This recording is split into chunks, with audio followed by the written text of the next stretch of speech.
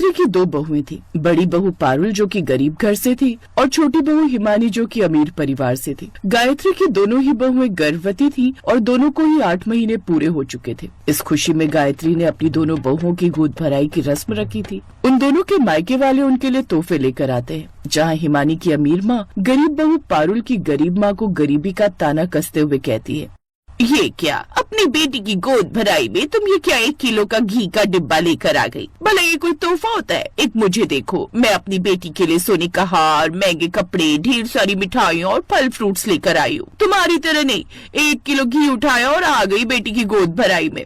क्या माँ, तुम भी इन गरीबों को ये सब बता रही हो? फिर उन दोनों की सास गायत्री बोली, ये सब बातें छोड़िए ना बहन जी, और यहाँ आकर बैठ जाइए, मैं अभी कुछ नाश्ता पानी लाती हूँ। कुछ देर बाद उनकी गोद भराई की रस्म होती है, जहाँ अमीर रमोला सिर्फ अपनी बेटी के लिए तोहफे लाई थी। वहीं गरीब लता अपनी बेटी पारुल के साथ साथ उसकी देवरानी हिमानी के लिए भी घी लेकर आई थी। ले बेटी, ये घी तेरे लिए। गैया जो रोज रोज थोड़ा थोड़ा दूध देती है, उसी के माखन का घी बनाना शुरू कर दिया था तुम दोनों के लिए जब से ये खुशखबरी मिली थी। नहीं नहीं नहीं नहीं, मैं ये लोकल घी नहीं खाती, बल्कि ब्रांड का ही घी खाती हूँ। मुझे नहीं खाना ये, आप इसे ले जाइए। अच्छा देखो, ये मैं तुम्हारे होने वाले बच्चे के लिए मॉल से महंगे कपड़े और ये खिलौने लेकर आई थी। ओ माँ, लेकिन इन सब की क्या जरूरत थी? अरे मेरी बेटी का पहला बच्चा है तो इन सब की जरूरत कैसी नहीं थी?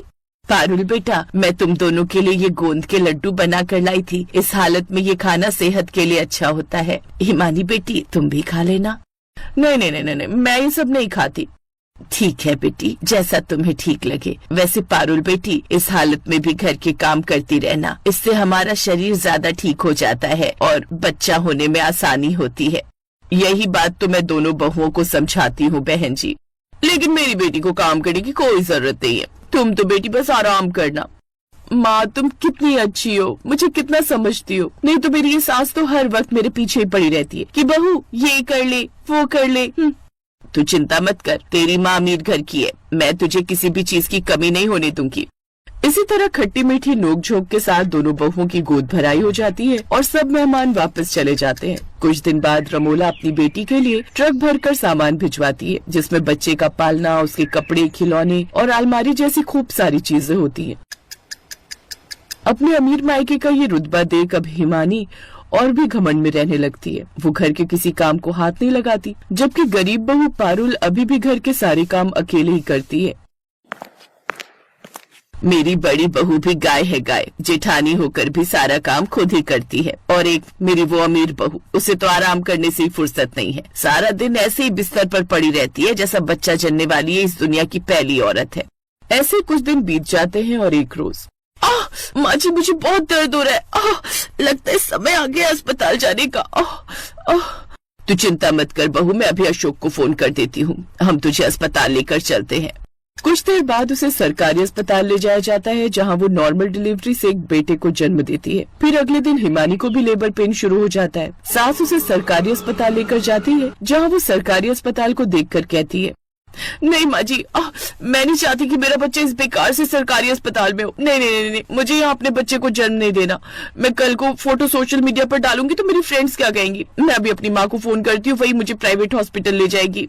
नहीं नहीं, मैं अंकुर को बोलती हूँ, वो वहाँ से अकाउंट में पैसे भेज देगा, तेरी डिलीवरी प्राइवेट में ही होगी।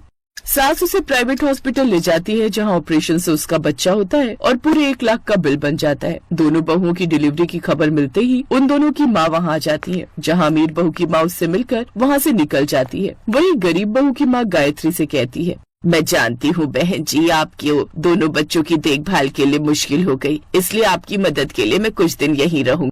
ये सुनकर गायत्री खुश होती है। अब वो दोनों बहुओं को लेकर घर आ जाती है, जहाँ नॉर्मल डिलीवरी होने के चलते पारुल आराम से अपने बच्चे को दूध पिला पा रही थी। वहीं अमीर बहू को ऑपरेशन के चलते बड़ी दिक्कत हो रही थी। ऐसे ही एक रोज उसका बच्चा पालने में रो रहा था, तभी वहाँ पारुल अपने बेटे को गोद में उठाए आती है। वो अपने बेटे को बिस्तर पर रखती है, फिर उसके बच्चे को पालने से उठाकर उसकी गोद में देती है। लो अब इसे दूध पिलाओ।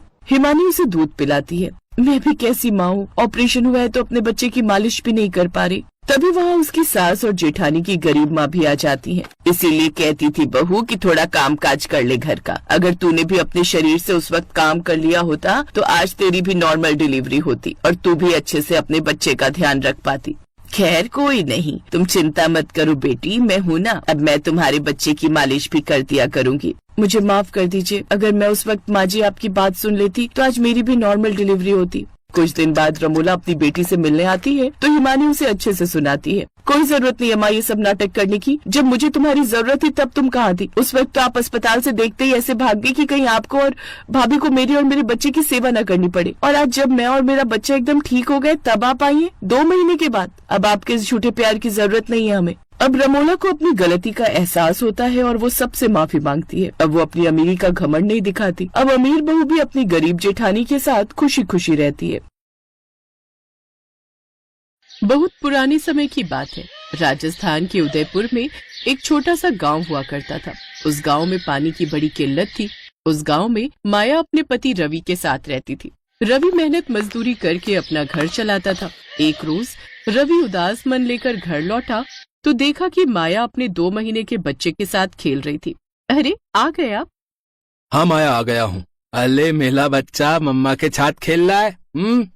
रवि ने माया की गोद से बच्चे को उठा लिया और उसके साथ खेलने लगा। लेकिन माया को समझ आ गया था कि रवि का मन कुछ उदास है। क्या हुआ रवि, आपका चेहरा क्यों उतरा हुआ है? माया, हम गरीबों की जिंदगी में साल में सिर्फ 1 या 2 बार ही खुशियाँ आती हैं। बाकी पूरी जिंदगी तो हम लोग दुखी ही रहते हैं। अरे ऐसा क्यों बोलते हैं आप? हर किसी का समय हमेशा एक जैसा नहीं रहता। माया, जहाँ मैं काम करता था वो काम भी बंद हो गया। अब फिर से काम ढूंढना पड़ेगा। मैंने सोचा था जब तक मेरा बच्चा थोड़ा बड़ा होगा फिर मैं उसे अच्छे स्कूल में पढ़ाऊंगा लिखाऊंगा और उसे बड़ा आदमी बनाऊंगा। आप अभी से इतना परेशान मत होइए। अभी हमारा बच्चा बहुत छोटा है, तब तक कुछ न कुछ जरूर हो जाएगा। तभी दरवाजे पर किसी ने दस्तक दी। अरे शालिनी, तू अचानक? आओ आओ, अंदर आओ। विनोद जी, आप भी अंदर आइए, शर्मा क्यों रहे? अरे मैं क्यों शर्माऊंगा साली साहिबा। माया की बहन शालिनी और उसका पति विनोद घर के अंदर आ गए। वो लोग रवि से बातचीत करने लगे। तब तक माया सबके लिए चाय नाश्ता बनाकर ले आई। शालिनी का पति अमीर था। वो माया और रवि की तरह गरीब नहीं थे। माया, मैं तेरे बच्चे के लिए ढेर सारे कपड़े, चॉकलेट्स और बहुत सारे गिफ्ट लेकर आई हूँ। अरे शालिनी, इसकी क्या जरूरत थी? मैं तेरे लिए नहीं लाई हूँ, इस बच्चे के लिए लाई हूँ। वैसे शालिनी, अचानक कैसे आना हुआ? मुझे लगता है शालिनी को बताते हुए शर्म आ रही है। मैं ही बता देता हूँ। अब कहानी कुछ समय पहले फ्लैशबैक में चली गई, जहाँ पर शालिनी अपने आलीशान घर में बैठकर अपने पति विनोद से बात कर रही थी। विनोद, मैं माया से 3 साल बड़ी हूँ। हमारी शादी के 3 साल हो चुके हैं, लेकिन हमारी एक भी औलाद नहीं हुई। उसकी 1 साल में ही हो गई। अब कर भी क्या सकते हैं शालिनी? लेकिन अब तो डॉक्टर ने भी जवाब दे दिया है। हम अपनी पूरी जिंदगी बिना औलाद के कैसे जी पाएंगे? अगर कहो तो बताओ। हाँ हाँ बताओ, मुझसे परमिशन लेने की क्या जरूरत है? क्यों ना हम माया के बच्चे को गोद ले ले? हमारे पास बहुत पैसा है। हम उसके बच्चे को अच्छी एजुकेशन देंगे, अच्छी जगह रखेंगे, अच्छे से पालेंगे। आइडिया तो अच्छा है, लेकिन क्या माया मानेगी? अरे मानेगी क्यों नहीं? पैसों में बड़ी ताकत होती है। उसे हम लालच देंगे ना कि हम उसके बच्चे को पढ़ाएंगे, लिखाएंगे, करोड़ों रुपए उस पर खर्च करेंगे। जल्दी से तैयार हो जाओ, हम अभी चलते हैं। रास्ते में उसके बच्चे के लिए ढेर सारे गिफ्ट भी ले लेंगे, तो वो जरूर मान जाएगी। अब कहानी एक बार फिर से प्रेजेंट टाइम में वापस आ गई। माया अपने बच्चे को गोद में लेकर शालिनी की तरफ पीठ करके खड़ी हो गई। माया, तो कितनी मतलबी निकली। जरा सोच, हम तेरे बच्चे को अच्छे स्कूल में पढ़ाएंगे, महंगे महंगे कपड़े पहनाएंगे, अच्छा अच्छा खाना खिलाएंगे, तो जरा सोच, बड़ा होकर क्या हीरा बन जाएगा तेरा बेटा। शालिनी, मैंने तेरे बारे में ऐसा नहीं सोचा था। तूने ये कैसे सोच लिया कि पैसों के लालच में मैं तुझे अपना बेटा दे दूंगी? प्यार और ममता की दौलत से बढ़कर कोई दौलत नहीं होती। ये बड़ी बड़ी बातें ना सिर्फ फिल्मों में ही अच्छी लगती है माया। अगर तूने हमें अपना बच्चा गोद नहीं दिया तो हम आज के बाद तेरी कोई मदद नहीं करेंगे। तो हर बार मुझसे पैसों की मदद मांगती थी ना, अब मैं तेरी कोई मदद नहीं करूंगी। इससे पहले कि माया कुछ बोल पाती, उसका पति रवि बोला। देखिए, मुझे तो पता ही नहीं था कि माया आप लोगों से पैसे की मदद मांगती थी। हम अपने बच्चे को नहीं दे सकते। हमसे जितना हो पाएगा उतना हम अपने बच्चे के लिए करेंगे। मैं किसी की मदद की जरूरत नहीं। शालिनी, चलो यहाँ से। इन गरीब लोगों को बड़ी बड़ी बातें करने के अलावा कुछ नहीं आता। इतने में शालिनी ने गुस्से में माया की गोद से उसका बच्चा छीना और वहाँ से भागने लगी। पीछे पीछे विनोद भी भागने लगा। उसने जल्दी से अपनी कार स्टार्ट की और बच्चे को लेकर वहाँ से भाग गए। माया और रवि बहुत परेशान हो गए। रवि, हमारा बच्चा लेकर भाग गए वो लोग। रवि, हमारे बच्चे को बचाओ, उसे जल्दी से लेकर आओ मेरे पास, वरना मैं मर जाऊंगी। वो तुम्हारी बहन है, कोई किडनैपर नहीं है। मैं शाम को जाऊंगा, अपने बच्चों को लेकर आऊंगा। माया अपने बच्चे की याद में रोने लगी। वो एक पल के लिए भी अपने बच्चे को अपनी पलकों के सामने से नहीं हटाती थी। खैर, शाम को रवि विनोद के घर के बाहर पहुंचा। उसका घर बहुत आलीशान था। बाहर सिक्योरिटी गार्ड लगे हुए थे। जैसे रवि घर के अंदर जाने लगा, सिक्योरिटी गार्ड ने उसे रोक लिया। ओए भिखारी, कहाँ घुसा जा रहा है? अरे ये आप कैसी बातें कर रहे हैं? ये मेरे बहनोई का घर है, मुझे जाने दीजिए। हाँ हाँ पता है, उन दोनों ने ही मना किया था कि तुम्हें अंदर न आने दें। उन्होंने ये भी कहा था कि अगर जिद करे तो उसकी टांगे तोड़ देना। रवि की आवाज सुनकर उसका बच्चा घर के अंदर जोर जोर से रोने लगा। वो शायद अपने पिता की आवाज पहचान गया था। रवि ने भी उसकी आवाज सुन ली। मेरा बच्चा रो रहा है, मुझे अंदर जाने दो। मैं आ रहा हूँ मेरे बेटे, फिक्र मत कर, तेरा बाप आ गया है। जब रवि ज्यादा जिद करने लगा तब सिक्योरिटी गार्ड वालों ने उसे बहुत मारा। रवि को बहुत चोट आ गई और वो घर लौट आया। माया उसे देखकर गुस्से से लाल हो गई। ऐसी बहन होने से तो अच्छा 1 करोड़ दुश्मन पाल लो। देखो क्या हालत कर दी आपकी उन लोगों ने। कोई बहन ऐसा करती है क्या? आप यहीं आराम करो, मैं अभी जाती हूँ, अपने बच्चे को लेकर आती हूँ, देखती हूँ मुझे कौन हाथ लगाता है। माया पैदल ही दौड़ते दौड़ते शालिनी के बंगले के बाहर पहुंच गई। गार्ड उसे पहचान गया। इससे पहले कि गार्ड उसे रोकता, माया बोली, अगर एक औरत को तुमने हाथ लगाने की भी कोशिश की तो जिंदगी भर जेल में सड़ते रहोगे। ऐसी धाराएं लगा दूंगी। मुझे छूने की कोशिश मत करना। मैं अपनी बहन के घर जा रही हूँ, किसी दूसरे के घर नहीं। सिक्योरिटी गार्ड्स माया को देखकर डर गए और उसे घर के अंदर जाने दिया। माया सीधे अपने बच्चे की आवाज सुनकर उसके कमरे में पहुंच गई और बच्चे को उठाकर वहां से जाने लगी।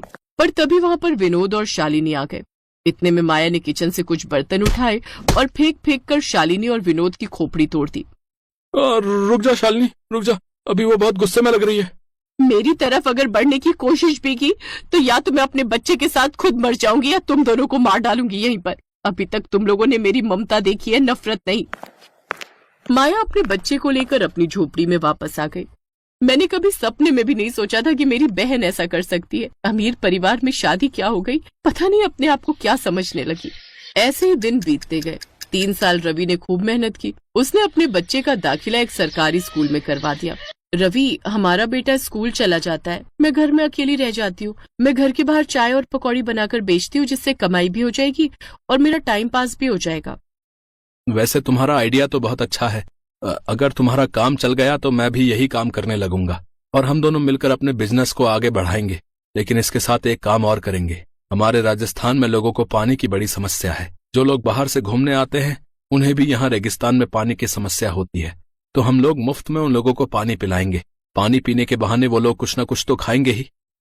बिल्कुल सही कहा आपने। अगले दिन से माया ने घर के बाहर चाय पकौड़ी बेचना शुरू कर दिया और मुसाफिरों को मुफ्त में पानी पिलाना भी शुरू कर दिया। इस वजह से लोग अब उसकी दुकान पर खूब आने लगे और सुबह से लेकर शाम तक उसकी दुकान पर भीड़ ही लगी रहती थी। माया के हाथों से बने पकौड़े खाकर लोगों का मन तृप्त हो जाता था।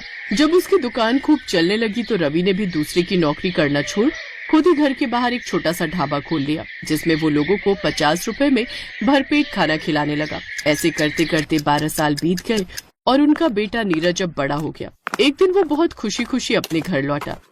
माँ, पापा, मैंने इंटर के एग्जाम में टॉप किया है। मुझे बहुत बड़े कॉलेज की तरफ से एक बहुत बड़ा ऑफर मिला है। मैं उस कॉलेज से कोई भी डिग्री मुफ्त में कर सकता हूँ। देखा माया, मैंने कहा था ना कि हमारा बेटा एक दिन हमारा नाम जरूर रोशन करेगा। पापा, मैं MBA करूंगा और आपके बिजनेस को बहुत बड़ा बनाऊंगा। नीरज ने MBA करने के बाद अपने माँ बाप का बिजनेस बढ़ाया और सिर्फ 5 साल के अंदर वो बहुत बड़े होटल का मालिक बन गया। माया की बहन उसके पास आई और दोनों ने माया और उसके पति से माफी मांग ली। अब सब लोग खुशी